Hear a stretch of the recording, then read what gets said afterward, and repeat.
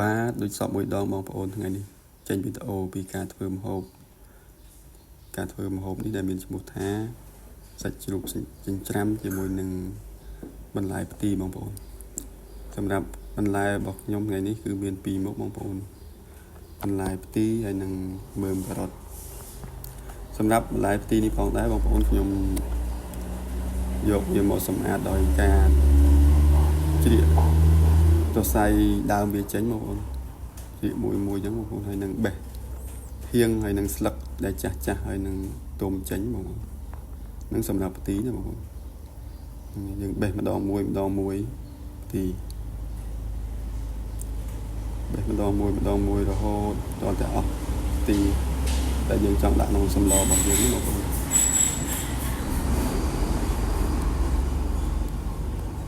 យើងបេះហើយយើងមើលអញ្ចឹងទៅបេះស្អាតដូចមានដង្កូវមានអីអញ្ចឹងបងប្អូនជីកម្ដងមួយអញ្ចឹងបេះធៀងបេះអីចេញហើយនឹងមើលកាត់ដង្កូវមើលអីអញ្ចឹងបេះរហូតដល់តែអស់ផ្ទីមួយកញ្ច្រែងអញ្ចឹងទៅបងប្អូន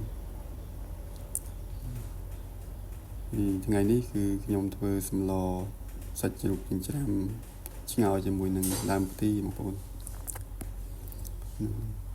ហើយក្នុងនោះដែរគឺខ្ញុំថែមមើមការ៉ុតមួយផ្លែដើម្បីបន្ថែមពណ៌របស់វាឲ្យមើលទៅឃើញស្រស់ស្អាតចឹងបងប្អូនបន្ទាប់ពីយើងបេះផ្ទីហើយយើងយកការ៉ុតរបស់យើងមកចិតសម្បកឲ្យវាស្អាតទៅបងប្អូនឲ្យលាងទឹកវាទៅសម្រាប់ការ៉ុតនេះដែរយើងដាក់ដើម្បីលម្អសម្លរបស់យើងទីបងប្អូនឲ្យវាឃើញពណ៌ក្រហមស្អាតហ្នឹងបងប្អូនយើងបាច់ដាក់បានយើងដាក់ក៏បានដែរតទៅពីយើងចិតសបកហើយគឺយើងយកប្រដាប់ឆូតយើងឆូតជុំវិញបងប្អូនដើម្បីឲ្យវាឃើញម៉ូដស្អាតអញ្ចឹងបងប្អូនសម្រាប់ខ្ញុំយកមកឆូតដើម្បីយកម៉ូដហ្នឹងឆូតជុំវិញមើមការ៉ុតរបស់យើងទៅហើយយើងកាត់វាជាកង់ឃើញវាចេញមកស្អាតដូចជាផ្កាអ្វីមួយយ៉ាងហ្នឹងបងប្អូនចិត្តមួយទៅសម្រាប់ការ៉ុតនេះដែរចិត្តរៀងយូរបងប្អូនដោយសារការ៉ុតវារឹងបងប្អូនវារឹងយើងចិត្តទៅវាយូរហើយពិបាកចិត្តម្ដងមួយរហូតហើយដល់គល់វាហ្នឹងខ្ញុំពុះវាមួយទី2មកវាឃើញធំពេកបងបាទសម្រាប់គល់ការ៉ុតហ្នឹងយើងពុះវាជា2ទៅពេលដែលយើងចាត់ហើយយើងពុះវាមួយទី2សម្រាប់គល់វាធំពេកចឹងបងប្អូនកុំឲ្យមើលទៅក្រក់មើលពេកចឹងបាទនេះបងប្អូនខ្ញុំពុះមួយទី2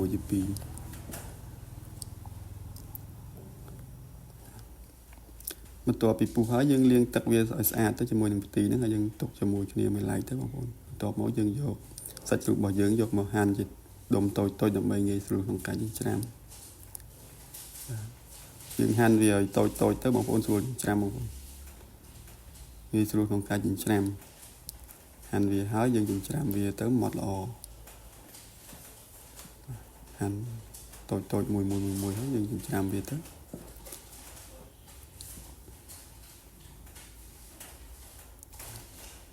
ច្រាំរៀងយូរដែរបងប្អូនដោយសារតែជ្រូកយើងច្រើនដែរច្រាំឲ្យវាម៉ត់ល្អយើងច្រាំយូរច្រាំវារៀងយូរច្រាំឡើងឲ្យវាម៉ត់ល្អទៅសម្រាប់សាច់ជ្រូករបស់ខ្ញុំនេះគឺខ្ញុំច្រាំវាម៉ត់ហើយគឺខ្ញុំរួយម្រេចដាក់ពីលើថែមបន្តិចបងប្អូនដើម្បីកាត់ក្លិនឆ្អាបហើយនឹងកាត់បន្ថយការទន្ទ្រាន់ពេលដែលយើងញ៉ាំទៅពេលដែលយើងហូបទៅចំសាច់ជ្រូកគឺយើងចំជាមួយនឹង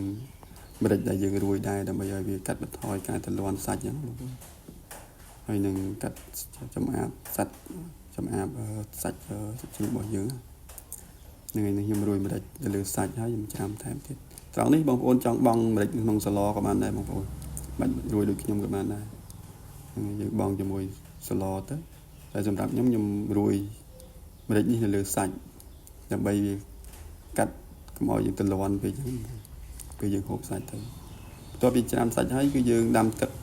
ទៅបងប្អូនហើយយើងបង់មើមខ្ទឹមហើយជា2-3មើមទៅបន្ទាប់ពីទឹកពុះយើងចាប់ផ្ដើមយកសាច់របស់យើងយកមកបង់ចូលក្នុងទឹកពុះហ្នឹងបង់ចូលក្នុងសម្លរបស់យើងបង់ហើយយើងទុកវាមកបំពុះបាទហើយយើងបើកគម្របឆ្នាំងវិញមកយើងបង់ បន្លែរបស់យើងចូលទៅបងយើងបងបន្លែការ៉ុតមុនទៅបន្លែការ៉ុតដោយសារវាក្រឆ្អិនអញ្ចឹងបងបន្លែការ៉ុតមុនបងការ៉ុតហើយយើងកូរចុះកូរឡើងយើងក្របវាមកពុះទៀតទៅក្របវាមកពុះទៀតទៅបងប្អូនបន្ទាប់ពីក្របវាមកពុះហើយយើងកូរមើលទៅកូរចុះកូរឡើងហើយមុំហាសាច់ហើយនឹងបន្លែនឹងយើងឆ្អិនយើងថែមគ្រឿងទៅបងប្អូនគ្រឿងយើងដូចសពមួយដងដែរមានទឹកត្រីប៊ីចេងស្ករស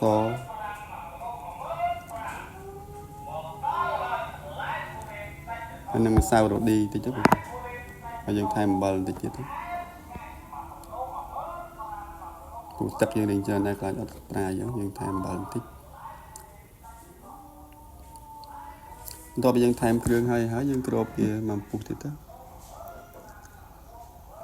ន្ទាប់ពីគ្របមកពុះហើយយើងបើកមកយើងបង់តាមផ្ទីរបស់យើងផ្ទីរៀងចានបងប្អូនបង់2ដងមិនអស់ទីចានដែរសឡនេះមួយឆ្នាំងពេញបឹបបងប្អូនយើងថែមទីហើយយើងគ្របវាមកពុះទៀតដើម្បីឲ្យទីយើងឆ្អិនល្អបន្ទាប់មកយើងបើកមកកូរច្បល់វាចូលគ្នាទៅបងប្អូនបាទត្រង់នេះបើសិនជាបងប្អូនដល់ចំណុចនេះបងប្អូនអាចបង់ម្រេចចូលទៅតែសម្រាប់ខ្ញុំអត់បង់ម្រេចទេដោយសារខ្ញុំបានលាយម្រេចជាមួយនឹងសាច់ជ្រូកហើយបន្ទាប់ពីយើងកូរច្បល់ចូលគ្នាហើយគឺសឡរបស់យើងសម្រាប់ថាឆ្អិនហើយបងប្អូនយើងដួសចូលក្នុងចានទៅដួសចូលក្នុងចានទៅបងប្អូនជាការស្រេចបាទវីដេអូនេះផងដែរសូមថ្លែងអំណរគុណដល់អ្នកទស្សនាទាំងអស់ដែលបានទស្សនានិងតែងតែទស្សនានៅវីដេអូរបស់ខ្ញុំបាទរាល់វីដេអូសូមជូនពរឲ្យបងប្អូនសុខសុវត្ថិភាពនិងពរទាំងឡាយ4ប្រការអាយុវណ្ណៈសុខៈពលៈកុំបីឃ្លាតឡើយសូមអរគុណ